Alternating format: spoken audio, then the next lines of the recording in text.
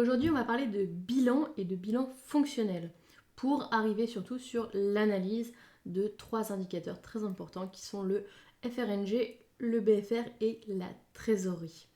Alors, le bilan comptable, c'est une photographie à un instant T vraiment de la situation de l'entreprise. Dans un bilan comptable, on retrouve tous les comptes de les classes 1 à 5. N'entre pas donc dans le bilan comptable tout ce qui concerne les charges, qui est un compte de classe 6, ou les produits, qui est un compte de classe 7, puisque ce sont ces deux comptes-là qui seront dans le compte de résultat. Donc, on retrouve une structure du bilan comptable qui ressemble donc à celle-là, découpée en deux, actif, passif. Donc, en actif, nous avons principalement les immobilisations, dans lequel nous avons donc 3 colonnes qui seront représentées avec la valeur brute, la valeur des amortissements et la valeur nette. Puis nous avons les actifs circulants, donc qui comprennent tout ce qui est stock, créances clients, valeur mobilière et les disponibilités.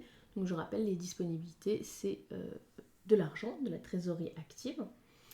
Au passif, nous avons les capitaux propres, dans lesquels nous retrouvons le capital social, les réserves et le résultat de l'année et les comptes courants d'associés.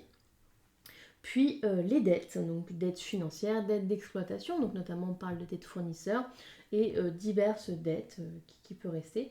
Et si nous avons un concours bancaire, donc un découvert bancaire, il sera aussi au niveau du passif de l'entreprise. Donc le bilan comptable, il est obligatoire légalement, de par la loi, chaque année. On y retrouve donc le patrimoine de l'entreprise. Il est accompagné dans les comptes annuels du compte de résultat et des annexes comptables que nous ne verrons pas aujourd'hui. Il sert pour les dirigeants de l'entreprise, pour les investisseurs ou les actionnaires, mais aussi pour l'administration fiscale, puisque c'est ce qui permet de déterminer l'assiette de l'impôt sur les sociétés. Bon, ça, on ne le voit pas cette année ensemble, mais en tout cas, sachez-le. Et du coup, nous avons des retraitements. Donc, c'est-à-dire nous allons modifier un petit peu ce schéma de bilan comptable pour pouvoir établir le bilan fonctionnel. Donc le bilan fonctionnel, il permet quoi ? Il permet d'identifier des cycles. Donc notamment au niveau des emplois stables, on retrouve notre actif immobilisé, mais on sera à la valeur brute uniquement. C'est ce qu'on appelle le cycle d'investissement. Pourquoi ? Parce que c'est là où on investit, c'est ce qui représente nos investissements, nos acquisitions, nos immobilisations. Au passif, le passif se transforme en ressources durables avec très peu de retraitement, mais il y a quand même 2 retraitements majoritaires. C'est que nos amortissements et provisions pour dépréciation, donc dépréciation de stock, dépréciation de créances clients, viennent se mettre maintenant au passif ici. Je vous rappelle, avant ils étaient dans la deuxième colonne, à l'actif. Et puis nos dettes financières aussi sont retraitées. Dans le bilan comptable, nos dettes financières vont être ici, vous voyez. Et bien là, on va les dispatcher. Les dettes financières long terme vont être ici, tandis que les court terme, notamment concours bancaires, vont être en trésorerie passive. Au niveau de l'actif circulant et des dettes circulantes, on ne retrouve pas vraiment de grosses différences, hormis que tout ce qui est provision justement aura été mis au niveau du cycle de financement. Ici, donc, on a un bloc de cycle d'exploitation. Là, nous aurons un bloc de cycle hors exploitation. Et ici, tout en bas, nous avons notre trésorerie, notre cycle de trésorerie qui va apparaître. Donc l'utilité vraiment du bilan fonctionnel est double. Premièrement, c'est vraiment identifier les cycles et pouvoir aller analyser de façon beaucoup plus précise ce qu'il se passe dans l'entreprise, mais également pouvoir effectuer certains calculs derrière. Et notamment, les 3 calculs que nous allons faire, ce sont le fonds de roulement, donc le FRNG, fonds de roulement net global, qui lui va se baser sur les emplois stables et les ressources stables. Donc c'est-à-dire on va prendre tout notre cycle de financement, moins notre cycle d'investissement, et nous aurons donc notre fonds de roulement net global. Le fonds de roulement net global, il est de façon isolée, tout seul, pas forcément très parlant.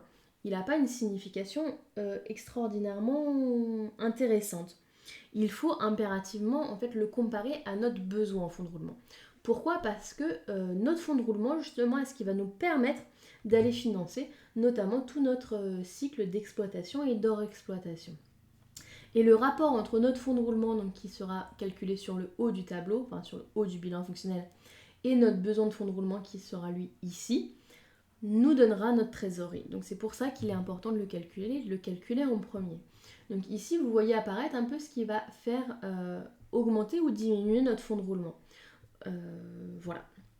Donc le besoin en fonds de roulement maintenant, ça c'est ce qui nous intéresse beaucoup plus. L'activité de l'entreprise engendre un besoin de financement. Là on n'est pas dans le besoin de financement d'investissement, mais dans un besoin plus courant d'exploitation ou d'hors-exploitation. En l'occurrence, qu'est-ce qui se passe ? Quand je commande ma marchandise, entre le moment où je vais donc faire ma commande, que je vais produire, que je vais payer mon fournisseur, que je vais vendre et que mon client va me payer, il va s'écouler un temps qui va être plus ou moins long. Et ce temps-là, plus ou moins long, va engendrer un décalage de trésorerie. C'est ce décalage de trésorerie-là qu'on appelle le besoin en fonds de roulement. Le besoin en fonds de roulement, il exprime bien un besoin d'argent pour pallier justement à ce décalage d'entrée et de sortie d'argent. Et il est vraiment très important d'aller le calculer puisque c'est lui qui va déterminer justement notre trésorerie. Donc en l'occurrence, si mon fonds de roulement est supérieur à mon besoin en fonds de roulement, tout va bien, ma trésorerie est positive. En revanche, si mon fonds de roulement n'est pas suffisant pour couvrir justement ce fameux décalage de trésorerie qu'on appelle besoin en fonds de roulement, alors nous serons dans une trésorerie négative. Alors, comment faire ? Eh bien tout simplement, il va falloir jouer sur tous ces indicateurs-là. Le plus simple en général est de jouer sur le besoin en fonds de roulement. S'il est trop élevé, s'il a tendance à trop augmenter, ça veut dire que nos clients nous payent beaucoup trop tardivement par rapport à nous quand on paye nos fournisseurs, ou alors qu'on a un stockage, un délai de stockage qui est trop important. Il faut donc soit réduire notre durée de stockage, nos stocks, soit allonger nos délais fournisseurs et réduire nos délais clients. Le principe vraiment pour avoir un besoin en fonds de roulement le plus petit possible, normalement, c'est de payer nos fournisseurs uniquement lorsque nos clients nous auront payé. Si cette méthode-là ne suffit pas ou si ce n'est pas possible, on peut également jouer sur sur le fonds de roulement. Alors, l'une des solutions par exemple possibles serait de augmenter notre capital. En faisant une augmentation de capital, nous augmentons notre fonds de roulement.